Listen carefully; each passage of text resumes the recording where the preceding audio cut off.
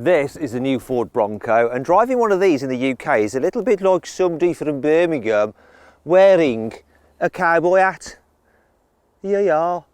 Anyway, in this video I'm going to tell you all about this new Bronco, talk you around the exterior, the interior, see how practical it is, test out some of its tech, take it for a drive, and of course I'm going to launch it to see how quick it is from 0 to 60 miles an hour. Anyway, I'm Matt Watson and you're watching Cowboy Wow. Buying a new car? Then head to Carwow and my team will help you find your next car at a fair price. Carwow, your one-stop car buying comparison site. Let's start this video by talking about the design of the new Ford Bronco. So just like the original, it's all square and boxing, very off-roadery, and you have the bucking Bronco, little emblem there. We've got a proper full-size spare wheel, chunky rear bumpers as well, and toe points and tail lights, which are like the original, but obviously they're LED because it's all modern. So as you can see, this is the convertible version with the soft top. You can get a hard top with removable roof panels. Also, this is the 4-door. You can get a shorter 2-door version, but all of them have this really chunky design. Like you've got running boards, which I can't run on, and this one is called the Outer Banks, and that means instead of black wheel arch covers and door mirror caps, you have body coloured. Personally, I would rather have it with the black because the contrast looks really good on this car. In terms of wheel sizes, the biggest wheel size is 18 inches, which may sound pretty small, but actually you're getting a lot of tyre. Yeah, because this is an off-roader. In fact, you can get huge off-road tyres for this thing. Now you might be wondering, what the hell are these things? Look, these there, look, what are these for? It says maximum load 150 pounds. I think this is for tying down some dead animal you've just shot to show it off to all the other people. That's what they do in America. Anyway, you can tell what car this is. It says Bronco across the front, and the grille design is reminiscent of the old car, as are the headlights, though they've been modernised, obviously. Here at the front, this one's got a solid metal bumper. And there's these points where you can tie things to, maybe a winch as well. And this one has the upgraded metal under tray, so you can bash off boulders when you're off-roading. Whew! Some impressive car. Apparently, this is the first Bronco to arrive in the UK. It's been imported by Clive Sutton. Now, the starting price, if you want a Bronco from Clive Sutton, £45,000. They go to £85,000, and that includes everything. That's your tax, your shipping, any modifications in order to drive it in the UK. It even comes with a 3-year warranty, which matches Ford's warranty. Now, if you want to see more about the American cars that Clive imports, check out the link in the description. In fact, go on his website, have a look through some of his stock, and let me know here in the comments of some of the other cars he's got you'd like me to film. Here on the inside, the Bronco has a very chunky off-roader feel to it. So you've got a flat-faced dash with Bronco proudly written there, and down here there's a little plaque that says, designed and engineered in Dearborn, Michigan. Lovely. Also, all the controls are super chunky. Apparently that's so that you can operate them while wearing gloves.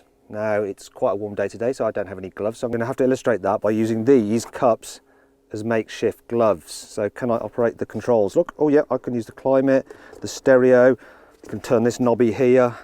Can I start it with my cup gloves? Yes, I can. And can I put it in drive?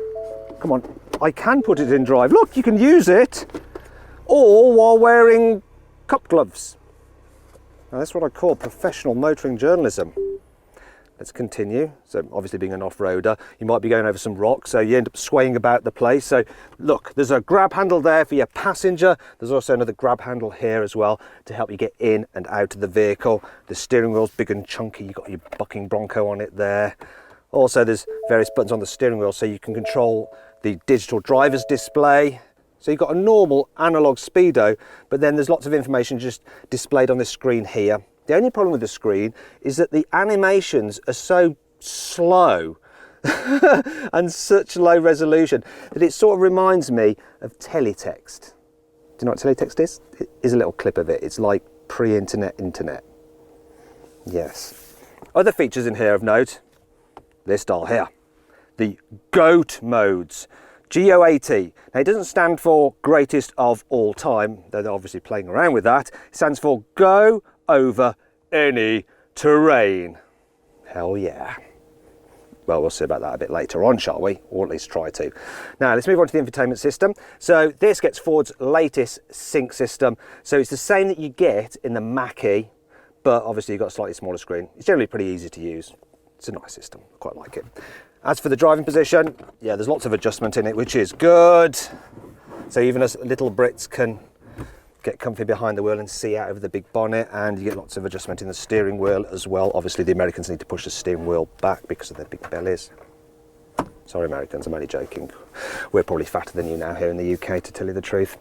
As for storage, look, these door bins may look rubbish, but they're actually pretty good. You can fit big bottles in them. There's some more storage under here with the 12-volt socket there.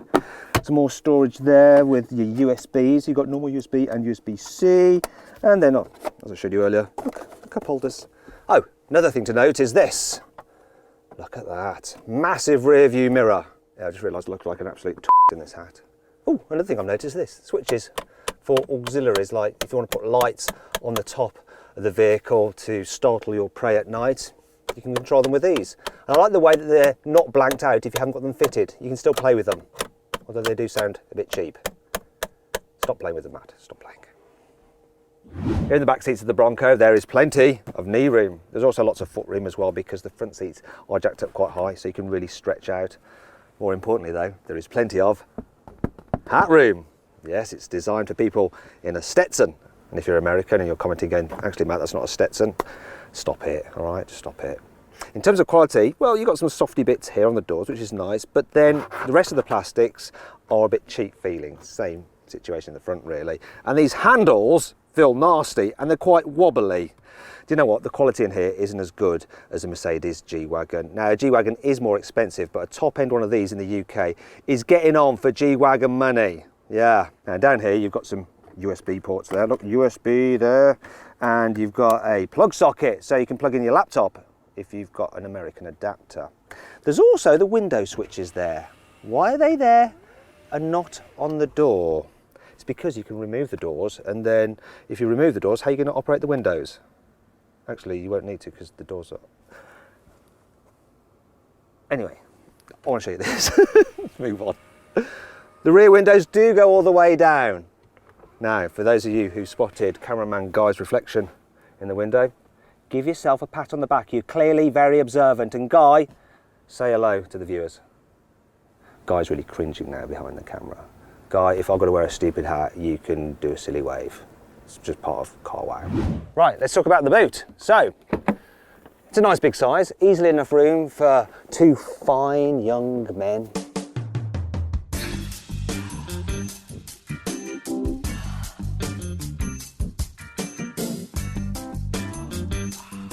Also, it's very square, so it's easy to pack. There's no load lip, so you can slide things in and out quite easily, though the extended bumper does mean it's a little bit harder when you're loading it. You have some chunky tie-down points with little lassos on them there. I like that feature, it's cool. Under here, a little bit of storage and your tools. What is this? Is that a Shiwi?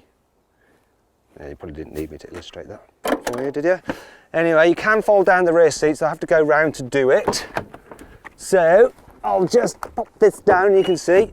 There you go. Lies not flat because you have this ridge here. And did you notice that?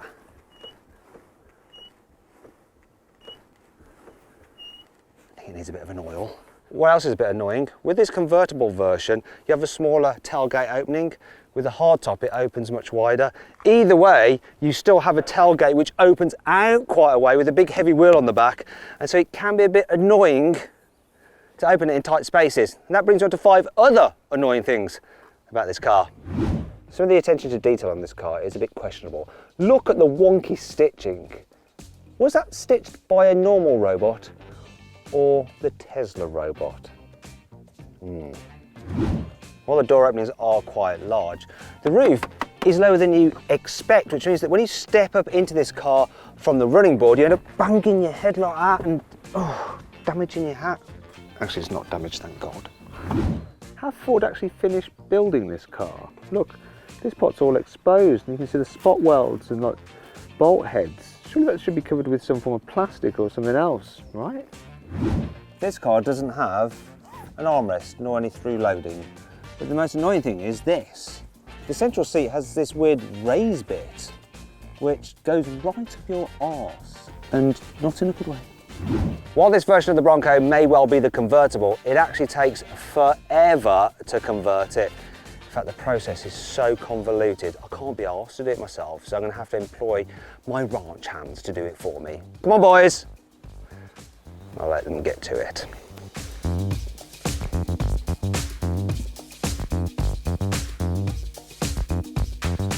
Now, let's go back to the soft top. Remove the straps, then press down the handle on the driver's side of your vehicle to unlatch the soft top.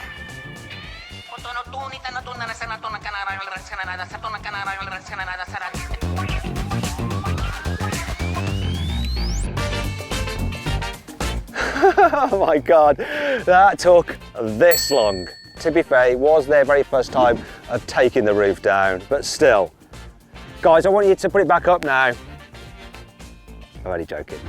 The rear view camera is actually mounted on a stalk, which sits proud to the rear wheel, which means that when you're reversing up, you don't end up accidentally bumping your rear wheel into the wall like you do on some other vehicles with a rear mounted wheel. Look at this, you have a sign here that says accessory ready. It's because it's a mounting point for an action camera. Look, you can do some filming when you're off-roading and stuff. It's rubbish. You're supposed to mount an accessory to it, you moron. Oh yeah. The V6 model is available with a one-pedal driving mode, which automatically applies the brakes when you lift off the accelerator to give you more control when you're driving over boulders, like I am now. Oh, hardcore off-roading. God, you spoiled the illusion. The Bronco has a function where you can actually lock up each back wheel individually so you can make super tight turns. Yeah, this is how it works. Look, back wheel's locked and it can just spin round and almost run me over.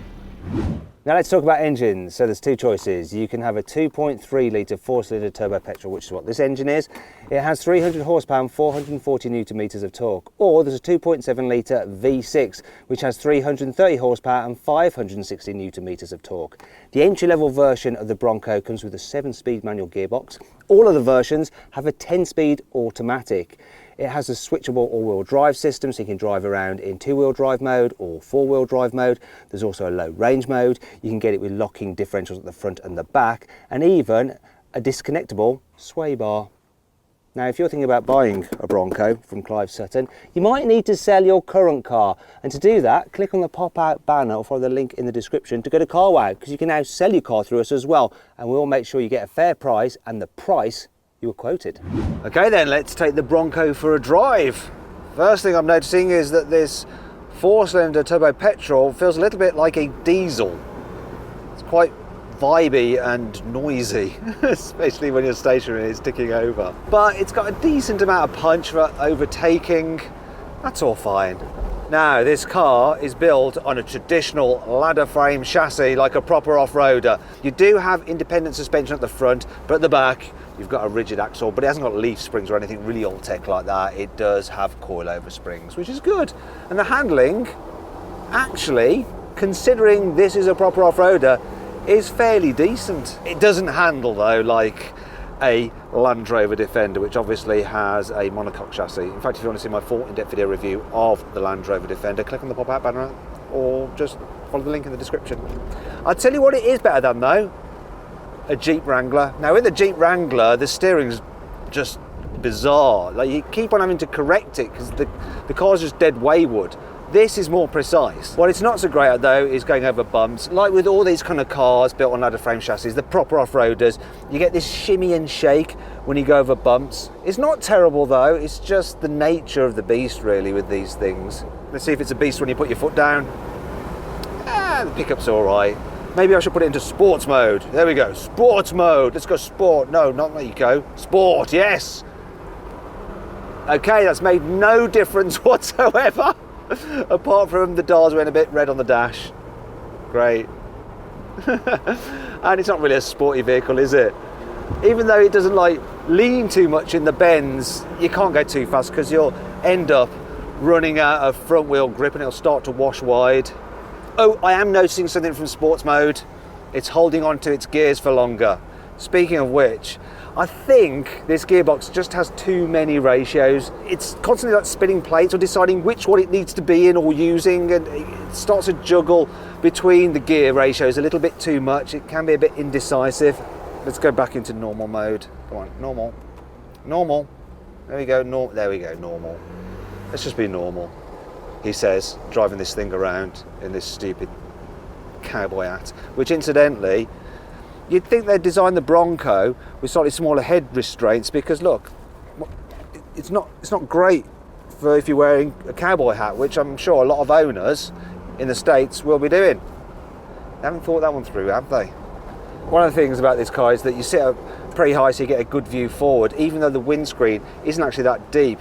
But the seating position is really good. One issue I have found though is that when you got the roof folded back, the view at the back, it's not great at all. But really that's my only complaint for the visibility. It's an easy car to drive around. You can see all around you, so it'll be pretty handy in town. And of course you will look cool. Well, if you think this is cool. Okay then, there's one last thing for me to do in this Bronco. No, unfortunately, it's not take it off-road. I'm not allowed to take it off-road. But I can do a brake test in it and a launch. So let's start with the brake test. I'm going to see how quick it'll stop from 60 miles an hour. Let's do it.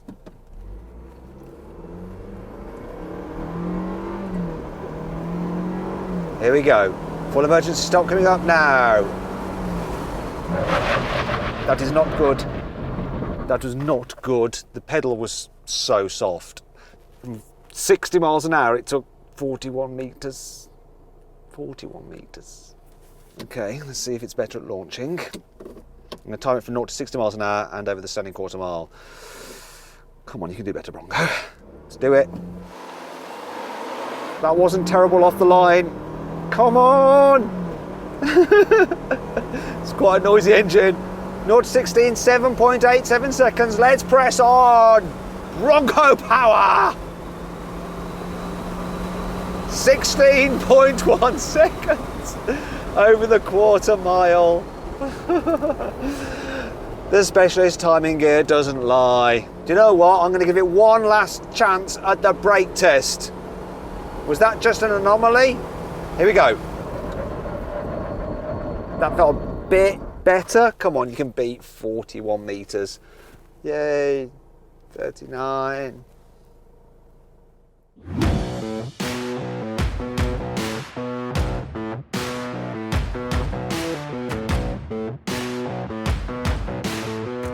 So then, what's my final verdict on the Ford Bronco? Should you avoid it? Should you consider it? Should you shortlist it? Or should you just go right ahead and buy it? Well, if you're in America, you should just go right ahead and buy it. It really is a good car for the money. And if you're in the UK and you want something that's a little bit different to your Land Rovers or your G-Wagons, you should also go right ahead and buy it. It's cool. I hope you all enjoyed the video. If you did, please give it a like. Let me know some other videos you'd like me to do on American cars in the comments below. Click on the windows for more videos and on that box there for a surprise.